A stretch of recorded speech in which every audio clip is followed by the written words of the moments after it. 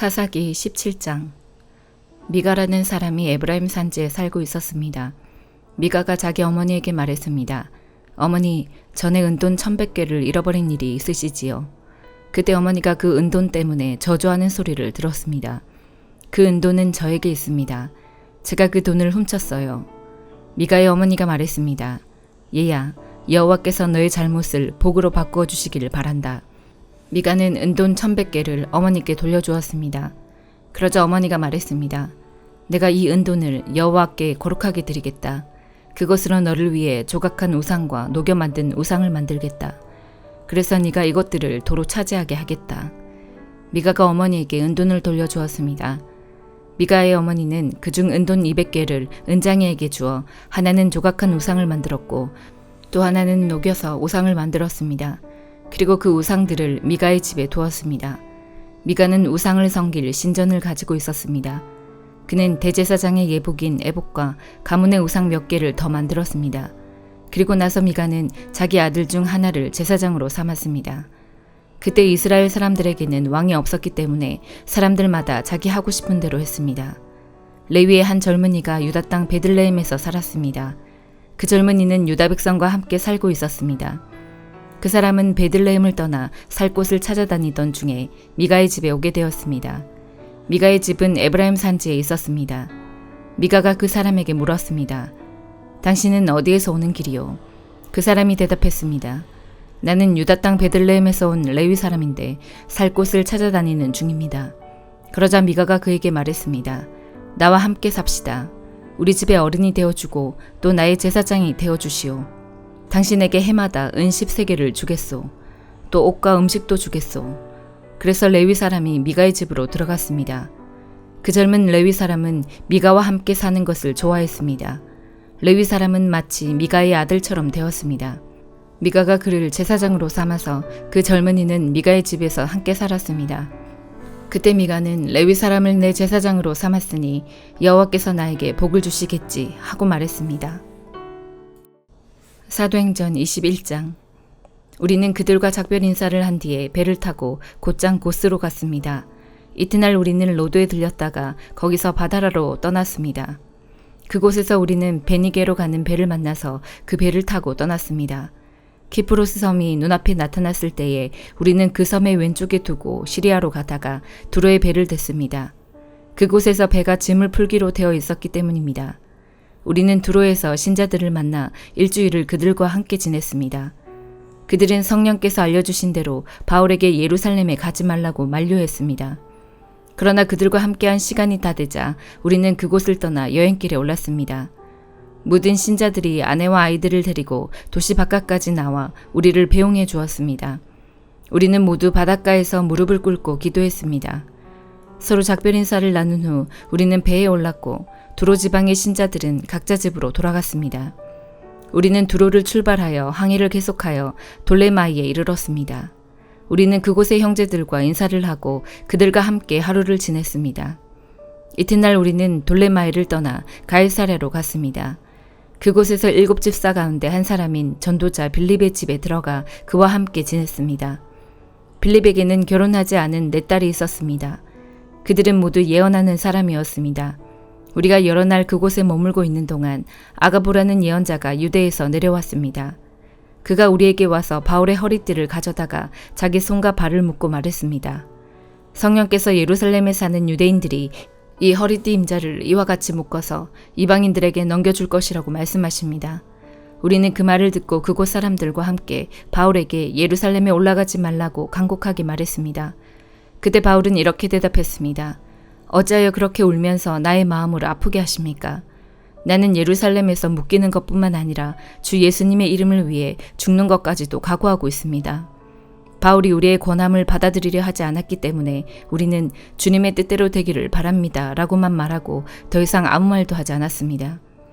이렇게 여러 날이 지난 뒤 우리는 떠날 준비를 하여 예루살렘을 향해 출발했습니다. 가이사랴 출신 제자들 몇 사람도 우리와 함께 갔습니다. 그들은 키프로스 사람 나손의 집으로 우리를 데려가 거기에서 묵을 수 있게 해주었습니다. 나손은 오래전에 신자가 된 사람이었습니다. 우리가 예루살렘에 도착하자 형제들이 우리를 반갑게 맞아주었습니다. 이튿날 바울은 우리와 함께 야고보를 방문했습니다. 그 자리에는 장로들도 다 모여 있었습니다.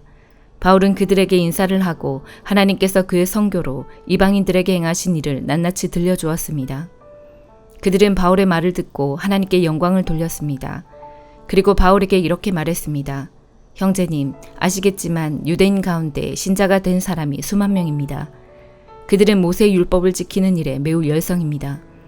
그런데 그 유대인들 사이에서는 당신이 이방인들과 어울려 사는 유대인들에게 모세의 율법에서 떠나 자녀에게 할례도 행하지 말고 유대의 관습도 지키지 말라고 가르쳤다는 소문이 돌고 있습니다. 그러니 어떻게 하면 좋겠습니까? 틀림없이 그들은 당신이 이곳에 왔다는 소식을 듣게 될 것입니다. 그러니 우리가 일러주는 대로 하십시오. 우리 중에 하나님께 서약을 한 사람이 4명 있습니다. 이 사람들을 데리고 가서 함께 정결의식을 행하십시오. 그리고 형제께서 그들의 머리를 깎는 값을 대주십시오. 그러면 그들이 그대에 대한 소문이 모두 사실이 아니고 그대도 율법을 지키며 살고 있다는 것을 알게 될 것입니다. 이방인 신자들에 대해서는 우리가 이미 그들에게 편지를 써서 우상에게 바친 음식과 피와 목 졸라 죽인 짐승의 고기를 먹지 말 것과 음란한 행동을 멀리할 것을 부탁한 적이 있습니다. 이튿날 바울은 그 사람들과 함께 정결의식을 행하였습니다. 그런 뒤에 그는 성전 뜰로 가서 정결의식이 끝나는 날짜와 그날에 각 사람을 위해 예물을 바칠 날짜를 신고했습니다. 7일이 거의 끝나갈 쯤에 아시아 지역에서 온 유대인들은 바울이 성전 뜰에 있는 것을 보고 무리를 충동질하여 바울을 붙잡았습니다. 그 유대인들은 이렇게 소리질렀습니다. 이스라엘 동포 여러분, 좀 도와주십시오. 이 사람은 가는 곳마다 우리 백성과 모세의 율법과 성전을 거스르는 말로 모든 사람을 가르치는 사람입니다. 더욱이 지금은 그리스 사람들을 성전 안으로 데리고 와서 이 거룩한 곳을 더럽혀 놓았습니다. 그들이 이렇게 주장하는 것은 그들이 전에 에베소 사람 드로비모가 바울과 함께 예루살렘에 있는 것을 본 적이 있었으므로 분명히 바울이 그 사람을 성전 안으로 데리고 들어왔을 것이라고 생각했기 때문입니다. 그러자 온 도시는 시끄러워지고 사람들이 몰려와 바울을 붙잡아 성전 바깥으로 끌어냈습니다. 그리고 바로 성전 문이 닫혔습니다. 그들이 바울을 죽이려 하는 순간에 예루살렘 도시 전체에 폭동이 일어났다는 보고가 로마 군대 천부장에게 전달되었습니다. 그는 즉시 백부장 몇 명과 군인들을 거느리고 군중들에게로 달려갔습니다. 폭도들은 로마 군대 천부장과 군인들을 보자 바울을 때리던 것을 멈추었습니다. 천부장은 가까이 가서 바울을 체포했습니다. 그리고 군인들에게 바울을 쇠사슬 2개로 묶으라고 명령한 다음 그가 누구이며 또 어떤 일을 했는지를 물었습니다. 그러자 군중들은 너도 나도 소리를 질러대며 대답을 하는데 그들의 말이 저마다 달랐습니다. 천부장은 사람들의 아우성치는 소리에 이 사건의 진상을 알 수 없어서 군인들에게 바울을 병영 안으로 끌고 가라고 명령했습니다. 바울이 층계에 이르렀을 때에는 군중들의 폭행이 너무나 격렬했기 때문에 군인들이 바울을 호위해야만 했습니다. 군중들은 바울의 뒤를 따라가며 계속해서 그를 없애버려라 하고 소리쳤습니다. 바울이 병영 안으로 끌려 들어갈 때에 그는 천부장에게 천부장님께 한 말씀 드려도 되겠습니까? 라고 물었습니다. 천부장이 대답했습니다. 그리스 말을 할 줄 아는가? 당신은 혹시 얼마 전에 폭동을 일으키고 테러범 4,000명을 거느리고 광야로 나간 이집트 사람이 아닌가? 바울이 이렇게 대답했습니다. 아닙니다. 나는 길리기아 지방의 다소에서 태어난 유대인이며 그 유명한 도시의 시민입니다. 제가 저 사람들에게 말할 수 있게 허락해 주십시오. 천부장이 허락하자 바울은 층계 위에 올라서서 손을 내저 무리를 조용하게 했습니다. 잠잠해지자 바울이 히브리 말로 연설했습니다. 예레미야 30장. 이것은 여호와께서 예레미야에게 하신 말씀입니다. 이스라엘의 하나님 여호와가 말한다. 예레미야야, 내가 너에게 한 모든 말을 책에 기록하여라. 보아라, 때가 되면 내가 내 백성 이스라엘과 유다를 포로 생활에서 해방시키겠다. 내가 그들을 그들의 조상에게 준 땅으로 돌아오게 할 것이니 내 백성이 그 땅을 다시 차지할 것이다. 나 여호와의 말이다. 이것은 여호와께서 이스라엘과 유다 백성에 관해 하신 말씀입니다. 여호와께서 이렇게 말씀하셨다. 백성들이 무서워하며 울부짖는 소리가 들린다. 두려움만 가득할 뿐 평화가 없다. 물어보아라. 그리고 생각해보아라. 남자가 아기를 잉태할 수 있느냐? 그런데 어찌하여 남자들마다 모두 아기를 낳는 여자처럼 손으로 자기 허리를 움켜잡고 있느냐? 어째 사람들마다 죽은 사람처럼 창백해지느냐. 아, 무시무시한 날이다. 이런 날이 다시는 없을 것이다. 야곱의 백성에게 큰 재앙의 날이다. 그러나 그들은 그 재앙으로부터 구원을 받을 것이다. 만군의 여호와께서 이렇게 말씀하셨다. 그날이 오면 내가 그들의 목에서 멍에를 꺾어버리고 그들을 묶은 사슬을 끊어버리겠다. 앞으로는 다른 나라 백성이 내 백성을 노예로 만들지 못할 것이다. 그들은 그들의 하나님 나 여호와를 섬기고 내가 그들에게 보내줄 그들의 왕 다윗을 섬길 것이다. 그러므로 내 종 야곱아, 너는 두려워하지 마라. 이스라엘아, 무서워하지 마라. 나 여호와의 말이다. 보아라, 저 멀리 떨어진 곳에서 내가 너희를 구해내겠고 너희가 포로로 끌려간 그 땅에서 너희 자손을 구원하겠다. 야곱 백성은 다시 평화와 안정을 누릴 것이며 아무도 그들을 위협하지 못할 것이다. 나 여호와가 말한다. 내가 너와 함께하며 너를 구원하겠다. 내가 너를 여러 나라로 흩어버렸지만 이제 그 나라들을 완전히 멸망시키겠다. 그러나 너만은 내가 멸망시키지 않겠다. 내가 너를 공정하게 심판하겠으며 너는 심판을 피하지 못할 것이다. 여호와께서 이렇게 말씀하셨다. 너희 백성은 치료할 수 없는 상처를 입었다. 네가 당한 부상은 고칠 수 없다. 네 아픈 사정을 들어주고 도와줄 사람이 아무도 없고 네 종기를 치료할 약도 없으니 너는 나을 수 없다. 네 친구였던 나라들이 모두 너를 잊었고 다시는 너를 찾지 않는다. 내가 너를 원수처럼 쳤고 무서운 벌을 주었다. 이는 네 죄가 너무 크고 허물이 너무 많기 때문이다. 네가 어찌하여 상처를 입었다고 울부짖느냐. 네 아픔은 고칠 수 없다. 네 죄가 너무 크고 허물이 너무 많아 나 여호와가 이런 벌을 너에게 내린 것이다. 그러나 이제는 너를 멸망시킨 나라들이 다 멸망할 것이다. 너의 모든 원수들이 포로로 끌려갈 것이다. 너의 것을 도적질한 사람은 도적질 당할 것이고 너의 것을 빼앗은 사람은 빼앗길 것이다. 그들이 너를 가리켜 버려진 자라고 하며 아무도 시온을 찾지 않는다고 말하지만 내가 너를 다시 건강하게 만들고 네 상처를 고쳐주겠다. 나 여호와의 말이다. 여호와께서 이렇게 말씀하셨다. 보아라, 내가 야곱 백성의 장막을 회복시키고 이스라엘 집을 불쌍히 여기겠다. 폐허의 언덕 위에 성이 다시 세워지겠고 왕궁이 제자리에 다시 설 것이다. 너희 백성이 감사의 노래를 부르고 그들에게서 웃음소리가 터져나올 것이다. 내가 너희에게 많은 자녀를 주어 너희의 수가 적지 않게 될 것이다. 내가 너희를 존귀하게 하여 아무도 너희를 얕보지 못하게 하겠다. 너희 자손이 옛날과 같이 될 것이다. 그 회중은 내 앞에 굳게 설 것이며 너희를 해친 모든 나라에 내가 벌을 내릴 것이다. 너희의 지도자는 너희 중에서 나오고 너희를 다스리는 자가 그 백성 가운데서 나올 것이다. 내가 부를 때에 그가 가까이 나올 것이다. 누가 감히 부르지도 않았는데 나에게 나아올 수 있겠느냐. 나 여호와의 말이다. 그러므로 너희는 나의 백성이 되고 나는 너희의 하나님이 될 것이다. 보아라, 여호와께서 크게 분노하셨다. 심판이 폭풍과 태풍처럼 와서 악한 백성의 머리를 쳤다. 백성들을 다 벌하시기까지 여호와의 분노가 그치지 않는다. 계획하신 심판이 끝나기까지 진노를 거두시지 않는다. 마지막 날이 오면 너희가 이것을 깨달을 것이다. 예레미야 31장. 나 여호와가 말한다. 그날이 오면 내가 모든 이스라엘 가족의 하나님이 되고 그들은 내 백성이 될 것이다. 여호와께서 이렇게 말씀하셨다. 원수의 칼에 죽지 않고 살아남은 백성이 광야에서 은혜를 입을 것이다. 내가 이스라엘을 편안히 쉬게 하겠다. 옛날에 여호와께서 이스라엘 백성에게 나타나 말씀하셨다. 내가 영원한 사랑으로 너를 사랑하였고 내 한결같은 사랑을 너에게 베풀었다. 처녀 이스라엘아, 내가 너를 다시 세우리니 너는 다시 설 것이다. 네가 다시 소고를 들고 기뻐하는 사람들과 함께 춤출 것이다. 네가 다시 사마리아 산에서 포도밭을 가꿀 수 있을 것이며 포도밭을 만든 농부들이 그 열매를 맛볼 수 있을 것이다. 파수꾼들이 에브라임 산에서 자 일어나라 우리 하나님 여호와께서 계신 시온으로 올라가자 하고 외칠 날이 올 것이다. 여호와께서 이렇게 말씀하셨다. 너희는 이스라엘 백성을 위하여 기뻐 노래하여라. 온 나라들이 만나는 곳에서 소리 높여 찬양하기를 여호와여 주의 백성 이스라엘의 남은 사람을 구원해 주십시오 라고 하여라. 보아라, 내가 이스라엘을 북쪽 나라에서 데려오겠다. 그들을 땅끝에서부터 모아오겠다.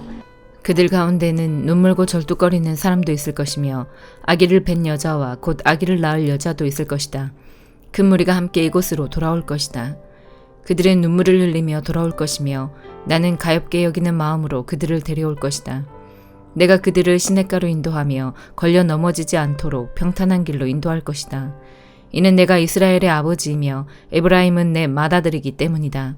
나라들아, 너희는 나의 말을 듣고 저 먼 바닷가 땅에 이 말을 전하여라. 너희는 이처럼 말하여라. 이스라엘 백성을 흩으신 분이 그들을 다시 모으시고 목자처럼 양떼와 같은 그들을 돌보신다. 여호와가 야곱 백성을 구원하고 그들보다 강한 백성에게서 그들을 구할 것이다. 이스라엘 백성이 돌아와 시온의 높은 곳에서 기뻐 외칠 것이다. 여호와가 베풀어 준 온갖 좋은 것, 곧 곡식과 새 포도주와 기름과 양새끼와 송아지들을 보고 그들의 얼굴이 환해질 것이다.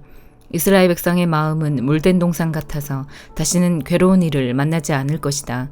그때 젊은 여자들이 기뻐하며 춤을 추고 젊은이와 늙은이가 함께 즐거워할 것이다. 내가 그들의 슬픔을 기쁨으로 바꾸어 놓고 고통 대신 기쁨과 위로를 주겠다. 제사장들은 살찐 재물을 넉넉히 얻을 것이며 내 백성은 내가 주는 좋은 것으로 배부를 것이다. 나 여호와의 말이다. 여호와께서 이렇게 말씀하셨다. 라마에서 한 소리가 들리니 그것은 괴로움과 슬픔으로 울부짖는 소리이다. 라헬이 자기 자녀를 위해 운다. 그 자녀가 죽었으므로 위로받기를 거절한다. 그러나 여호와께서 이렇게 말씀하셨다. 네 우는 소리를 그치고 네 눈에서 눈물을 거두어라. 네가 한 일에 상이 있을 것이며 백성이 원수의 나라에서 돌아올 것이다. 너의 장래에는 희망이 있으니 네 자녀가 고향 땅으로 돌아올 것이다. 나 여호와의 말이다. 내가 에브라임의 슬피 우는 소리를 분명히 들었다. 여호와여, 주께서 나를 벌하셨으므로 내가 교훈을 얻었습니다. 나는 길들여지지 않은 송아지와 같았습니다.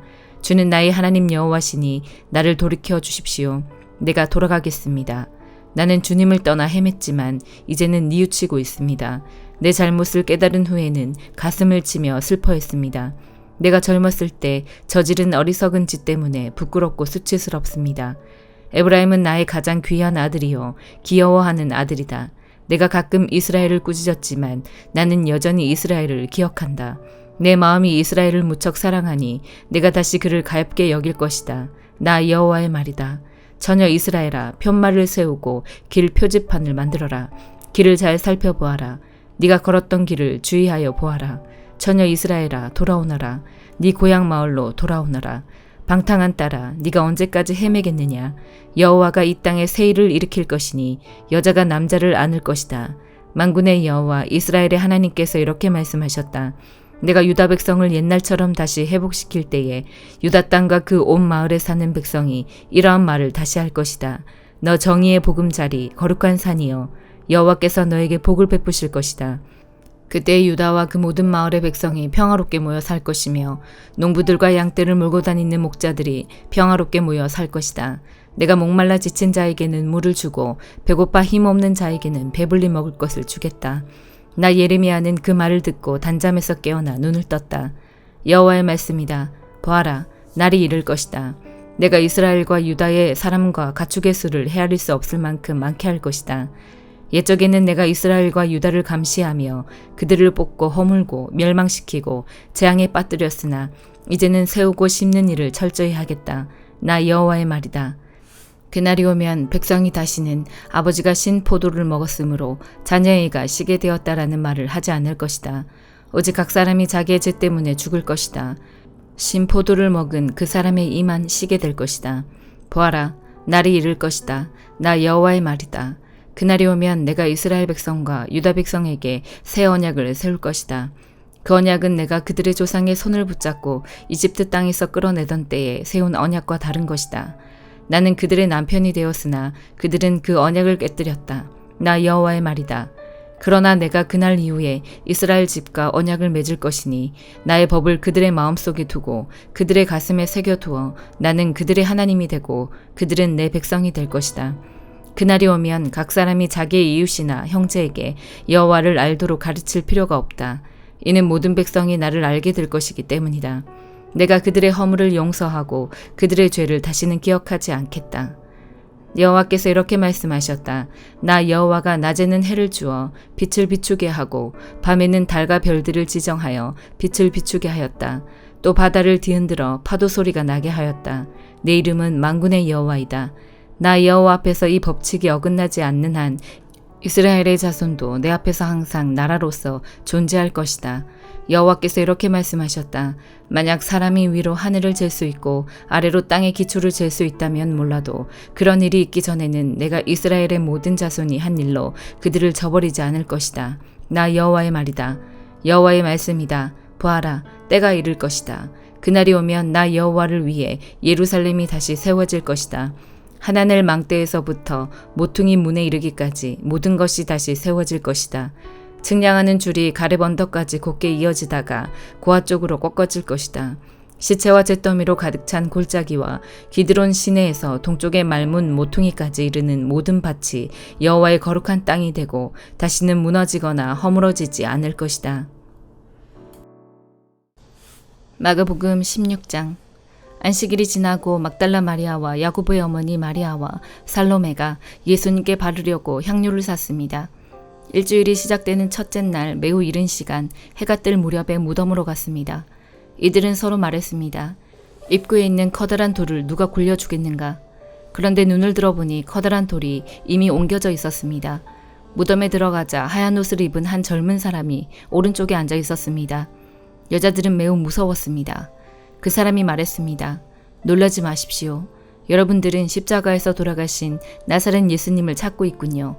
그분은 다시 살아나셨습니다. 여기 계시지 않습니다. 보십시오. 여기가 예수님을 모셨던 곳입니다. 자, 이제 가서 제자들과 베드로에게 말하십시오. 말씀하신 대로 예수님께서 당신들보다 먼저 갈릴리에 가실 것입니다. 그들은 무덤에서 나와 도망쳤습니다. 그것은 무서움과 공포가 그들을 사로잡았기 때문입니다. 그들은 두려워서 아무에게도 말하지 않았습니다. 예수님께서 일주일을 시작하는 첫 번째 날 아침에 다시 살아나셨습니다. 그리고 제일 먼저 7 귀신을 내쫓아 주신 적이 있는 막달라 마리아에게 나타나셨습니다. 마리아는 가서 예수님과 함께 지내던 제자들에게 이 사실을 알렸습니다. 그들은 슬퍼하며 울고 있었습니다. 마리아로부터 예수님께서 살아계시며 예수님을 배웠다는 소리를 듣고도 제자들은 믿지 않았습니다. 그 후 예수님께서는 다른 모습으로 두 제자에게 나타나셨습니다. 이들은 시골로 내려가는 길이었습니다. 두 제자는 다른 제자들에게 돌아가서 말했습니다. 이번에도 다른 제자들은 그들의 말을 믿지 않았습니다. 나중에 예수님께서 식사를 하고 있는 11명의 제자들에게 나타나셨습니다. 그리고 제자들의 믿음이 적음과 마음이 굳은 것을 꾸짖으셨습니다. 그것은 제자들이 예수님께서 다시 살아나신 후에 예수님을 만난 사람들의 말을 믿지 않았기 때문입니다. 예수님께서 제자들에게 말씀하셨습니다. 온 세상으로 가거라. 온 세상에 복음을 전하여라. 믿고 침례를 받는 사람은 구원을 받을 것이다. 그러나 믿지 않는 사람은 심판을 받을 것이다. 믿는 사람들에게는 이러한 증거가 따라올 것이다. 내 이름으로 귀신을 내쫓고 배우지 않은 새로운 말을 하고 손으로 뱀을 집어들고 독을 마셔도 아무런 해를 받지 않을 것이며 환자에게 손을 얹으면 나을 것이다. 주 예수님께서 제자들에게 이 말씀을 마치시고 하늘로 들려가셨습니다. 그리고 하나님의 오른쪽에 앉으셨습니다. 제자들은 곳곳에 다니면서 복음을 전하였습니다. 주님께서 제자들과 함께 일하셨고 증거를 보여주심으로 그들이 전하는 말씀이 사실임을 증명해 주셨습니다. 아멘.